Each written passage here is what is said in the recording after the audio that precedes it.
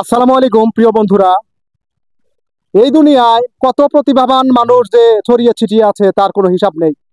তার মধ্যে কতজনের যে কত প্রতিভা এটা আপনারা জানতে পারবেন না, বুঝতে পারবেন না, এটা আসলে উপর থেকে বোঝার উপায় নেই। আমার এই ভাই আপনারা অন স্ক্রিনে দেখতে পাচ্ছেন, অসামান্য প্রতিভার অধিকারী। এই ভাইয়ের বাড়ি বেলকুচি, এখানে জব করে। পাশাপাশি আমি এখানে আসছি, এসে শুনতে পেলাম যে ভাইয়ের অসামান্য কণ্ঠ।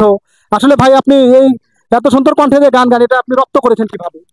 এটা অনেক সময় মুভি দেখছি, দেখার পরে যে গানটা ভালো লাগছে ওই গান নিজে মুখস্থ করছি। মুখস্থ করছেন? করার পরে দেখা যায় যে শিল্পীরা যেভাবে সুর দেয় সেটা চেষ্টা করছি। তো মোটামুটি বাংলাদেশে তো অনেকই নাম করা শিল্পী আছে, আপনি কার দ্বারা অনুপ্রাণিত হয়েছে? আমার এন্ড্র কিশোরের গান ভালো লাগে, মনির খান, আর অনেক তো শিল্পী আপনি আছে। যদি কিছু মনে না করেন, এন্ড্রু কিশোর অথবা মনির খান স্যারের যদি একটু দুই এক লাইন একটু। আচ্ছা, ঠিক আছে।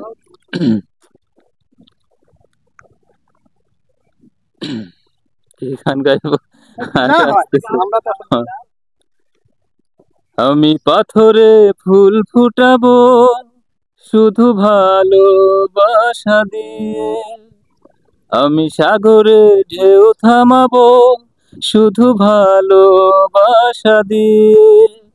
তুমি যদি থাকো আমারই পাশে, তুমি যদি থাকো আমারই পাশে।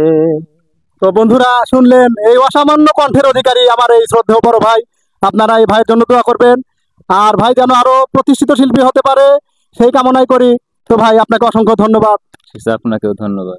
আপনারা সবাই আমার এই শ্রদ্ধেয় ভাইয়ের জন্য দোয়া করবেন। আসসালামু আলাইকুম।